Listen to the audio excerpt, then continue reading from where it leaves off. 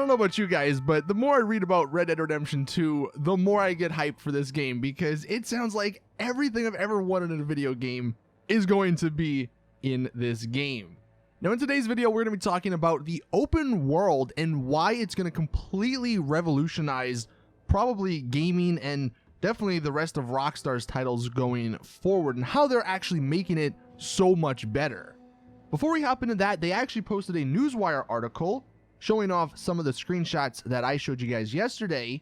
I'll leave a link in the description if you want to maybe check them out in a higher resolution. But some interesting tidbits, they say you can also find exclusive screens across this week's first look previews, which I showed you guys yesterday, with a few more to come this weekend on the official Rockstar Twitter, Instagram, and Facebook channel. So if there's anything new, I'll be sure to let you guys know. And then they also said stay tuned for more Red Dead 2 info next month, including first details about the game's special editions and more. I'm guessing this has to do with E3. Now Rockstar may not be at E3 because they usually don't go, but I think I heard that they're doing some promotion with Sony, so I could see at Sony's press conference they announce a version of Red Dead Redemption 2. Maybe they give us some online information, but that's when they would announce these special editions and then have it available for pre-order. So like I always say, if you guys are new here, definitely subscribe to my channel so you don't miss out on any awesome and new Red Dead 2 info.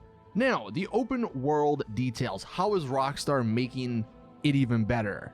So this is a summary from some of the interviews and articles yesterday, but work on Red Dead Redemption 2 actually began 8 years ago. And this is a first for Rockstar because when work began on this project, Rockstar gradually consolidated all of its studios into a single team spanning the globe. Whereas previously it shipped games made by Rockstar North or Rockstar San Diego, Red Dead Redemption 2 will be presented as a Rockstar Games production, a global effort. So if you were wondering why the single player for GTA didn't happen, or, you know, the DLCs in online for GTA sort of slipped in quality over a couple of years, this is why. They pulled everyone to work on Red Dead 2, and it's showing. I mean, the game looks and sounds incredible. Now, their objective was to create a world that feels like it exists independently of the player. The design principle of the game is that the real world runs on a schedule. And in Red Dead Redemption 2, people exist and run on a schedule that they stick to, regardless of whether you're there or not. The endgame is to create a world inhabited by characters who exist independently of you. People will have conversations among themselves that will branch depending on your involvement. They said they wanted to do more to field other ideas to propose something really new, so they've actually rewritten entire sections of their engine from scratch, working more consistently on an aspect that for far too long had been stuck on standards a bit outdated, and what they worked on was artificial intelligence. So they basically completely started from scratch and they made this artificial intelligence system, and from what we've seen and heard, it sounds like it was an amazing idea because it's working flawlessly. Now in this game, in Red Dead Redemption 2, you will be able to talk to every single NPC. And Red Dead 2 actually evolves the concept of GTA 5's basic pedestrian conversation by reappropriating the lock-on system, which is now used to interact with other characters in ways much more complex than just shooting them. When you lock on to someone, each of the buttons on the controller will offer contextual behaviors. You will be able to greet, antagonize, or rob a stranger without even drawing your weapon. But these options can change based on a variety of different factors. And one cool detail regarding the living world and the NPCs, if you're walking around with a pistol, you get different reactions versus walking around with the gun holstered. People will be more friendly if they don't think you're going to shoot them. Now they mentioned that players can choose how honorable Arthur Morgan is in his daily activities and actions, and this in turn affects how the world responds to the player. So the more notoriety Morgan gains, the less friendly townsfolk are likely to be with him. The more famous he becomes, the more likely the world's inhabitants will treat him well. So the world in Red Dead Redemption 2 can be as hostile or as friendly as you choose to be, and that is amazing for playing through the game a second time or a third time. You'll have a different experience because you can choose different ways to play. Now the gang is actually one of the most talked about features in all of these interviews. People were really impressed with this mechanic. And I'll be maybe breaking the whole gang down a little bit more in a separate video, but an example of this living world, the gang has jobs actually assigned to each member.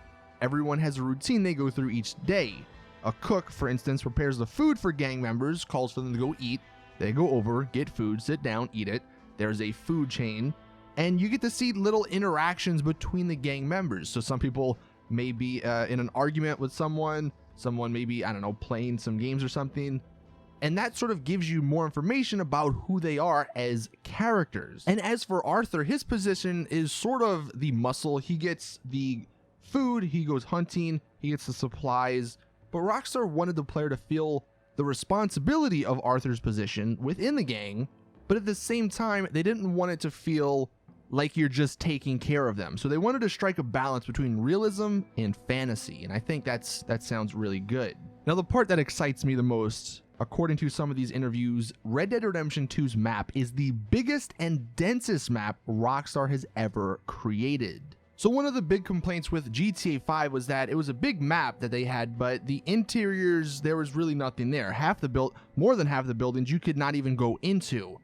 Well, one of my favorite quotes from one of the Rockstar developers in these interviews was that they noticed how people reacted really well and positively to all these small details in GTA 5.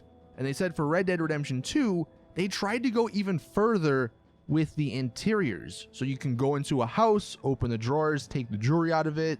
He said small things and even smaller places or even smaller things so that the world is the deepest and most credible possible. Says you can even find stuff in small pockets in people's jackets. You can steal everything without ever knowing what you're going to fall on.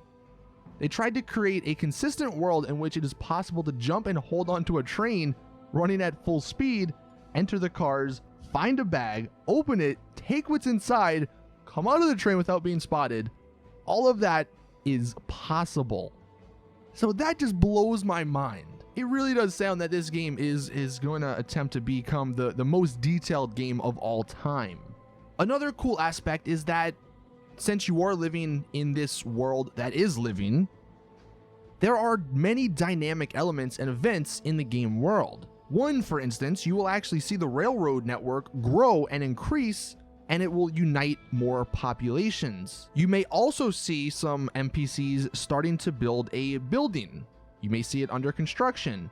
And if you come back later in the game, that building may be finished and it may be a full-on house. One thing, and I don't believe this confirms seasons, but there was a really interesting quote that said, "It's a fresh spring morning and the wilderness is washed in a pale yellow glow." Now, this is a living world and time does progress, but I don't know if that means seasons are confirmed. That would be amazing, but I think that may be a little bit too much. Some of the other small details in this game, though, while riding a horse down an incline, if you kick a small rock, it may fall down a little hill, bumping into more rocks, and then when you get down to the bottom, you'll see a small pile of rocks. Also, the hulls of our saddle will leave traces in the ground, which will fill with water and form puddles if it starts raining. And for hunting, the corpses of animals will rot, and their meat and their smell will attract predators and scavengers until they disappear. So again, the details, I really am looking forward to seeing all that stuff. Now, to end this on some technical stuff, they did confirm that there's going to be ambiental music playing. So like Skyrim and other open world RPG games, you'll hear that ambient music, and apparently that sounds incredible. They said that the music was really well done. The game's HUD is completely customizable, so you can remove certain features or you can remove everything and truly get immersed into the game.